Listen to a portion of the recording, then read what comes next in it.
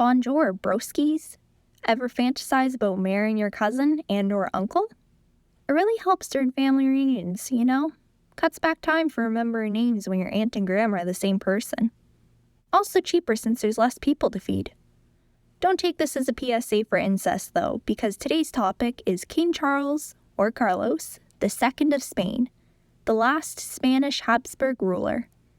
I can easily say that he was one of the most inbred people to ever live, probably coming in at a close winner if you ignore the Egyptians by staying within Europe. Before I go on to explain about Charles himself, it's important to ask what was wrong with these people to even get here in the first place. If people know anything about the Habsburgs, it's that they loved their family so much they'd marry each other. They were a major ruling family within Europe for centuries. Their founding history is a little fuzzy, but they were essentially like any other upper-class family out there. What set them apart and led to their rise in power, though, was strategic marriage. They gained a lot of their land from simply taking over titles and names through marriage, while other families' lineage died out. Instead of the family fighting over who gets what when someone dies, the Habsburgs tended to bust out the wedding bells. So as you can tell, they weren't off to a bad start for inbreeding. Sure, morally questionable in other ways, but no siblings marrying each other yet, since they were still establishing their family roots.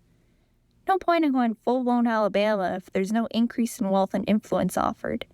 Because as we know from the Habsburgs, that's all that matters in life. Before there was King Charles II, there was King Charles V. As King Charles V inched closer to death, the question of succession kept coming up. As usual, no one was happy with what he proposed and wanted more for themselves, so he gave up and decided to give his brother Ferdinand the Austrian part and his son Philip the Spanish part. This marked the split between the two Habsburgs lines. The fun one we'll be looking at is the Spanish line, because not only were the Spanish colonizing and destroying the Americas, but also themselves. Fun little bit of irony there. If you were to hunt for a Habsburg in the wild, just like a World War I French soldier, they'd be pretty easy to identify. They have practically their own face structure that was passed down, which became more defined as the inbreeding went on. A Habsburg tends to have a large lower jaw, large misshapen nose, and a protruding lower lip. Also known as a Habsburg jaw, Habsburg nose, and a Habsburg lip. Yeah, you know it's bad when you start getting medical terms named after you. And the perfect example of these characteristics, King Charles II of Spain. Now, I'm a bit of a visual learner, so I want to capture how messed up this family tree actually was. Problem was, I couldn't find a family tree that listed out the personal relation each Habsburg had to Charles. Because if you just look at this, I think we can agree it's pretty hard to understand. I tried to do it myself and gave up pretty quickly after doing the mental gymnastics that allowed me to understand that his mom is also his aunt. I'm shocked I even made it that far. So I realized when editing, I meant to say grandma is also his aunt, but you could 100% tell me that his mom is also his aunt, and I would 100% believe you. I think what I really meant to say is that his mom, I think, is also his cousin? I don't know. This poor man wasn't even doomed from the start, but since the 1400s. The family tree most people use starts with Philip of Castile and Joanna of Castile.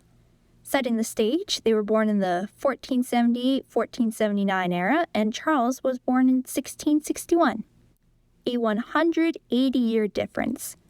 180 years of almost pure inbreeding. There wasn't modern medicine at this time, obviously, so it wasn't uncommon for the occasional cousin or two to slip in for marriages, but the Habsburgs took this to a whole new level.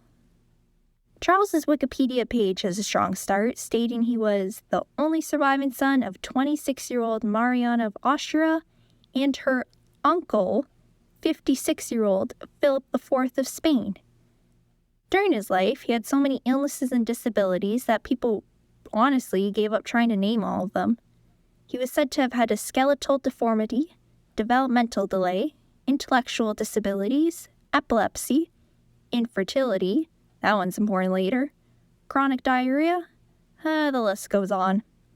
In his childhood, he somehow miraculously survived. Actually, that's a good end to the sentence right there. He miraculously survived. He survived measles, chickenpox, rubella, and smallpox.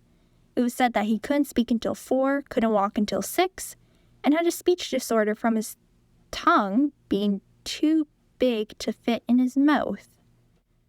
I know this video should be relatively family friendly. No! Little side note, but I loved researching because basically everything out there is centered around a study done to see the link between the Habsburg jaw and Charles's illnesses and inbreeding.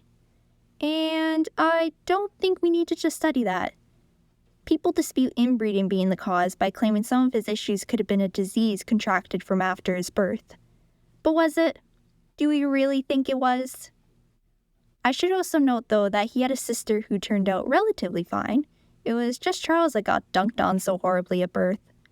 But seriously, I don't think we need to spend more money proving that hundreds of years of inbreeding is bad. Another note, not really having to do with Charles, but the Habsburgs in general, is their obsession with dead bodies. When Charles was born, his mother was lovingly kept overwatch by 2 mummies. She gave birth lying beside 2 mummies. It was a regular occurrence for mummies to be placed near the sick for good luck, and I really could have gone my entire life not knowing that, and I would have been happy. Well, but at least I know how to deal with flu season now.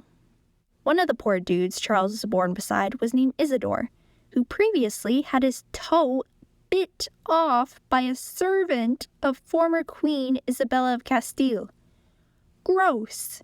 If anyone does that to me, I'll haunt you. I'll make your life miserable. Gross.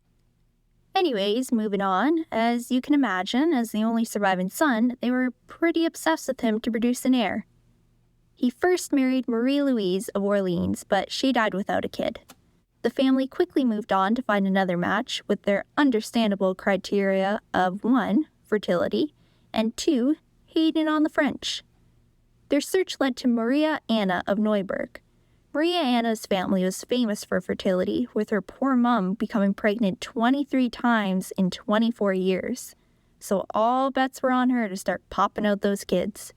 But who would have guessed? The problem wasn't her. King Charles technically ruled for 35 years, since he inherited the crown at age 3 and died at age 38. And despite this fairly long stretch of time, his most prominent accomplishment was, drumroll please, dying. Because, surprise, surprise, he couldn't produce an heir to inherit the throne, which did not go over too well with everyone else. Imagine messing up so bad that fate itself has to step out and tell you to knock it off and stop marrying your family. When he died, Charles was the only surviving direct son, so the monarchy was kinda screwed. Dying with him was the Spanish Habsburg direct line of males, leading to the War of the Spanish Succession. Blech. That's a tongue twister there. Much like the Habsburg gene pool, Spain wasn't doing too good either. It's a little impressive how the Habsburgs managed to single-handedly destroy both the death and literacy rate.